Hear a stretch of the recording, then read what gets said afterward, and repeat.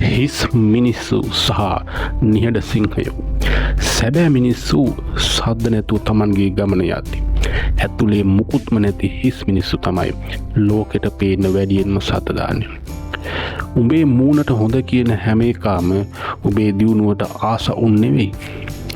ලෝකෙට උපාසකයෝ වගේ රඟපෑවට හිත ඇතුළෙන් උන් යක්කුන්ට අතාන්තයි. නියම සිංහයා කැලේ රජ කරන්නේ නරි වගේ හතර වටේ කෑ ගහලා නෙවෙයි.